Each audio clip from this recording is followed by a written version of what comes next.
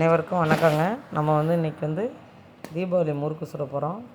அதுக்கு நான் எல்லாமே ரெடி பண்ணி வச்சுருக்கேன். அடுப்பு எல்லாமே எடுத்துகிட்டு கிச்சனில் அவ்வளோ வசதியாக இருக்குது. அதனால் வெளியே வச்சுட்டு செய்கிறேன். அதுக்கு ஒரு பேன் எடுத்துகிட்டு அதில் பட்டர் போட்டுக்கலாம். பட்டர் உருக்கி சேர்த்தா முறுக்கு நல்லா சாஃப்டாக இருக்கும்.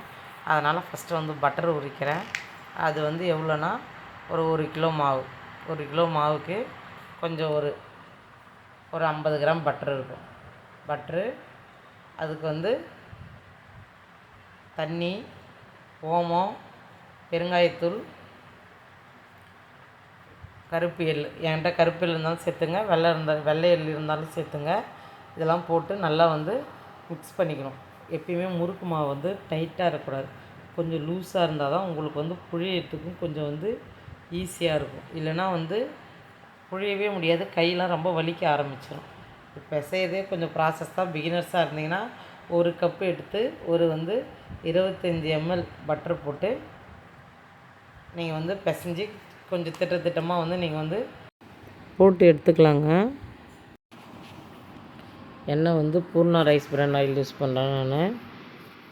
அது தவிட்டு எண்ணெய்னு சொல்லுவாங்களே, அந்த எண்ணெய். நீங்கள் எந்த எண்ணெய்னாலும் யூஸ் பண்ணிக்கலாம். நமக்கு வசதிக்கு தகுந்த மாதிரி தான். நம்ம ரேஷனில் கொடுக்குற எண்ணெயை கூட யூஸ் பண்ணி முறுக்கு சுடலாம். ஒன்றும் தப்பு கிடையாது. அவங்கவுங்க யூஸ் பண்ணுற எண்ணெயை பொறுத்து. நான் எண்ணெயை காய வச்சுட்டேன். 1 லிட்ரு எண்ணெய் இதில், இன்னொரு லிட்ரு எண்ணெய் இன்னொரு வானலில் ஊற்றி நான் 2 வானலில் வச்சு முறுக்கு சுடுவேன். வாங்க மாவு பிசைஞ்சிட்டு நான் உங்ககிட்ட காட்டுறேன்.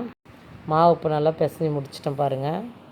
இப்போ எண்ணெயை காய வச்சுருக்கேன். அது எண்ணெய் காஞ்சிடுச்சான்னு சொல்லிவிட்டு லைட்டாக சின்னதாக ஒரு பவுல் மாதிரி ஒரு முறுக்கு மாவு போட்டு பார்க்குறேன். மேலே எழும்பி வந்துச்சுன்னா நம்ம முறுக்கு சுட ரெடி. ரொம்ப ஹை ஃப்ளேம்லேயும் இருக்கக்கூடாது. ஹை ஃப்ளேமில் இருந்தால் எடுத்த உடனே முறுக்கு கருகிடும். பார்த்துருங்க, இதை வருங்க. பட்டர் போட்டு சொன்னால் எவ்வளோ சாஃப்டாக ஒரு முறுக்கு. அதுவும் பார்த்தோமா நான் சொன்னாலும் டைட்டாக இருக்கக்கூடாது. மாவு கொஞ்சம் இலகுவாக இருக்கணும். இலகுவாக இருந்தால் நல்லா ஈஸியாக சுட்டு எடுத்துடலாம். நாங்கள் முறுக்கு சுட ஆரம்பித்தாச்சு பாருங்கள். முறுக்கு வெள்ளையாக இருக்குது, நல்லா கிறிஸ்பியாகவும் வந்திருக்குது. முறுக்கு சுட்டு ரெடி பண்ணிட்டோம் நாங்கள் பாருங்கள்.